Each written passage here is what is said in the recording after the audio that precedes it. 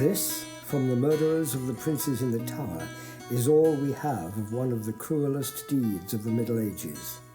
It was written over a century after the deed happened by a playwright from Warwickshire who was not even born when the events he is describing took place. William Shakespeare was voted the man of the millennium, England's greatest playwright, and is justly famous throughout the world. But his history is terrible. The bits of the so-called history plays that he didn't make up were made up earlier by the writers he used as sources. The source that covers the murders of the princes in most detail was written about 1513 by Thomas More, later a saint and hero for daring to stand up to Henry VIII over his infamous marriage to Anne Boleyn. His source was Cardinal John Morton, an arch-enemy of the man More and Shakespeare claim had the boys murdered, Richard III. The Morton-More Shakespeare version goes something like this. When Edward IV died, aged 40, in April 1483, his eldest son, Edward, Prince of Wales, became Edward V. The boy was in Ludlow at the time, being raised by his mother's brother, Earl Anthony Rivers. Rivers and the Queen were Woodvilles, members of a grasping family of nouveau riche who now controlled an impressionable young king. There were those in the realm who were not happy about this, most notably Edward IV's younger brother, Richard, Duke of Gloucester, who rode across country to remove the boy king from the clutches of Rivers and escort him to London. In the hectic weeks that followed, Gloucester maintained that neither Edward nor his little brother, Richard of York, could inherit the throne, because their father had been married already before his marriage to the boy's mother, Elizabeth Woodville. Gloucester arranged to have himself declared king and went off on a grand tour of his kingdom in July 1483.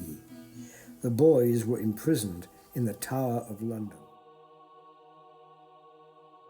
Richard III, as he was now, worried that the boys alive would cause him further problems, so he secretly ordered a lackey, James Tyrrell, to hire 2 men to kill the boys, Shakespeare's Forrest and Dighton.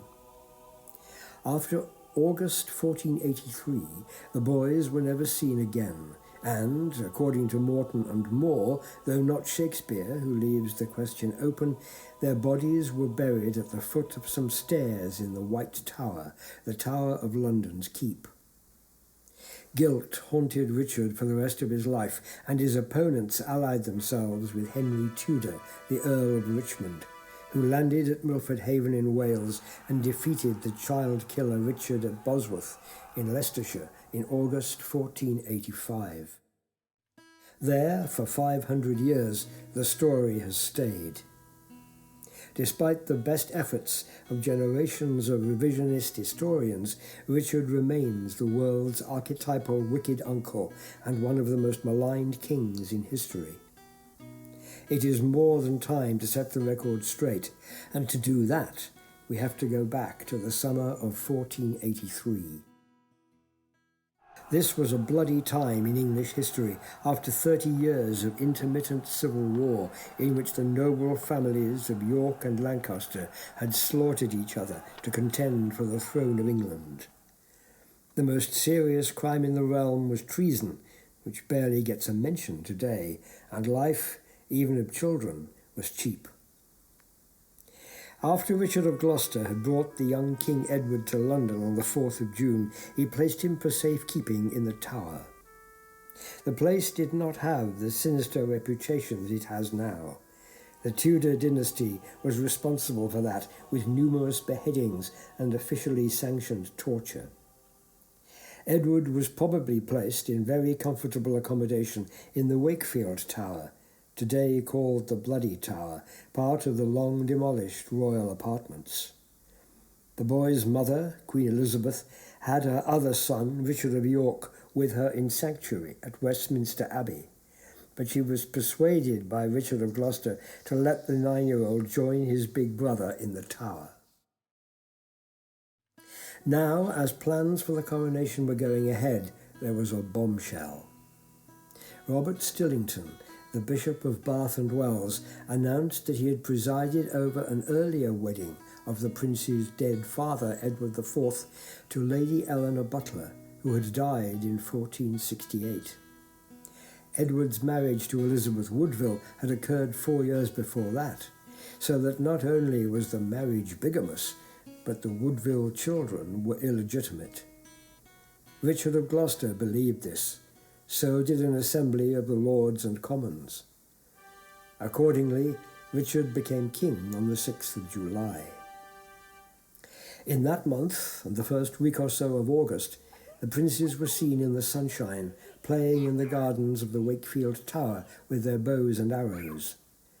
By mid-August, their little faces were seen pressed against the glass of the windows of the White Tower. And then no one saw them at all. 3 men stand in the lineup of history, the usual suspects. They are Richard of Gloucester, Henry Tudor, Earl of Richmond, and Henry Stafford, Duke of Buckingham. Richard is preeminently in the frame because he had a great deal to gain from the prince's death, namely the crown of England. He had the opportunity. The boys were in his nominal care in the Tower at the time. The means. He had hitmen, whether they were Forrest and Zighton or not, who would kill anybody at the king's bidding. But he did not have motive. As far as he and the bulk of the aristocracy, gentry and churchmen were concerned, the boys were bastards and could not take the throne from him. Killing the lads, to whom he was, of course, related, was totally pointless.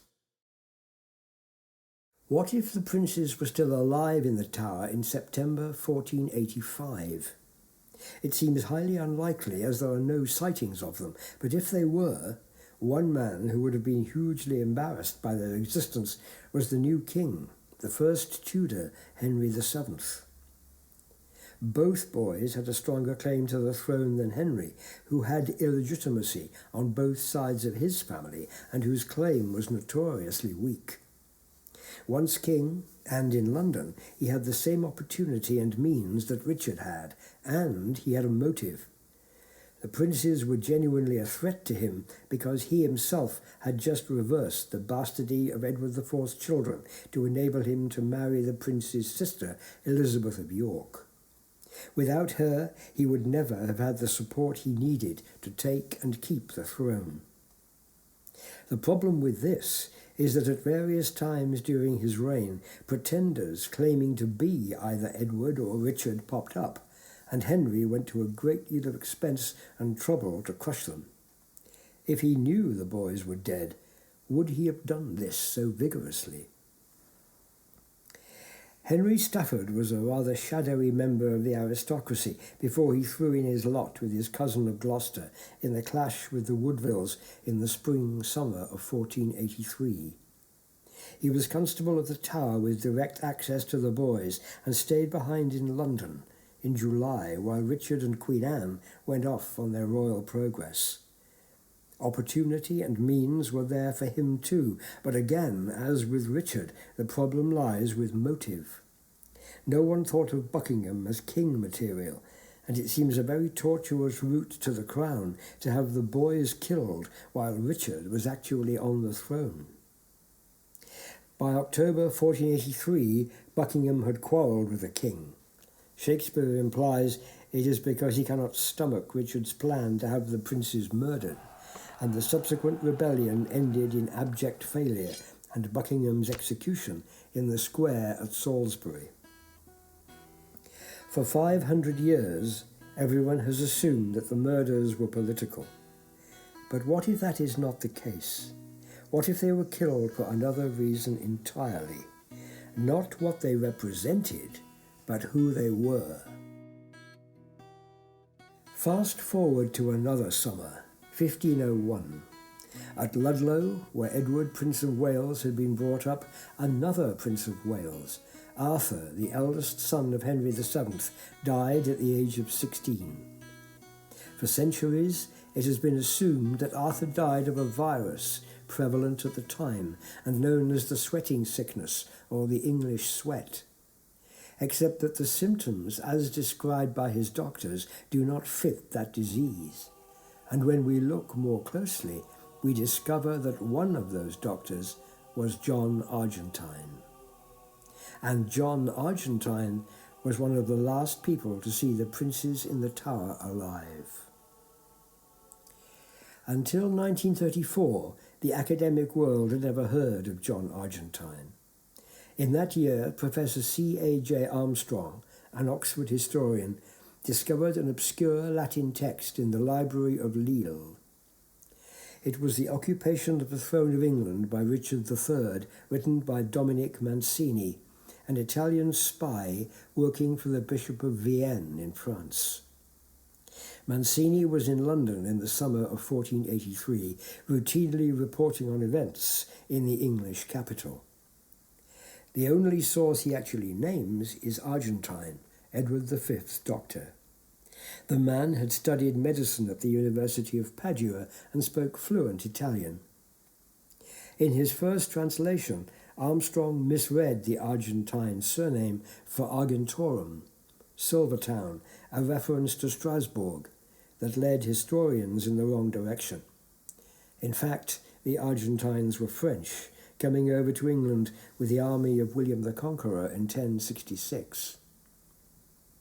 Sent to Eton, the new school founded by Henry VI, Argentine specialised in medicine at King's College, Cambridge, and went on to Padua and perhaps Bologna to study in greater depth. His brother-in-law was steward to Edward, Prince of Wales's court at Ludlow, and Edward IV appointed Argentine as the boy's doctor. On Edward IV's untimely death in April 1483, Argentine was now the highest doctor in the land, the king's physician, and he came to London, taking care of the boy and his little brother Richard when they were both in the Tower. Mancini naively copied down everything that Argentine told him. Edward in particular was melancholy. The prince never tied his points, nor aught wrought of himself, but with that young babe his brother lingered in thought and heaviness till this traitorous death delivered them of that wretchedness. And the implication was that the boy feared a murder attempt by his uncle Richard. Depression is unusual in a 12-year-old, but it is a symptom of poisoning by mercury, one of the many remedies that Argentine would have carried routinely in his medical bag. There was no smothering by thugs, no hasty burial at the foot of some stairs, and ironically, Thomas More's tale of a priest taking pity on the boys' bodies and reinterring them somewhere else is actually half true, because John Argentine was a priest, a doctor in holy orders. He was the boys' confessor as well as their physician. What happened to the bodies? They were removed quietly and, one imagines, at dead of night in what was actually a busy, active building. They were taken down, dead from mercury poisoning, to Henry III's Watergate and dumped in sacks on a cog or carrack bound for the Channel. On board that ship was John Argentine, who supervised the dumping of the weighted bodies in a stretch of water along the Thames called the Black Deeps. Then he sailed on to Brittany to offer his services to Henry Tudor and never told him a word about the princes. From William Palmer, the Rugeley poisoner of the 1840s, to Harold Shipman, the worst serial killer in Britain, doctors have been guilty of murder. Both Palmer and Shipman were caught because crime detection and forensic science were stacked against them by the time they were active. In the case of John Argentine, there was no such challenge. There were no detectives in 15th century England, no police force that we would recognise. The only man in the Tower of London with access to the princes was one of the very few men in the country who understood poisons and how to use them. There were no post-mortems, no microscopes, no chance, in short, for justice to catch up with John Argentine. What happened to Arthur Tudor is the clincher. What are the odds that not one, but 3 royal princes should die in mysterious circumstances under the care of the same doctor? One contemporary who saw Arthur in his last hours, a fit, healthy 16-year-old who otherwise showed no symptoms of disease, wrote, "There grew and increased upon his body, whether it were by surfeit or cause natural, a lamentable and most pitiful disease and sickness, that with so sore and great violence had battled and driven in the singular parts of his inward." What is being described here, with an apparent shrinkage of the penis, is ascites, swellings caused by liver abnormalities. And what causes this? Arsenical poisoning. Another remedy that Dr. John Argentine carried in his medical bag. I believe that John Argentine suffered from a God complex, a psychiatric condition in which he killed patients just because he could. Edward V was the King of England. Arthur Tudor would have been had he lived. And who, below God, is more powerful than either of them?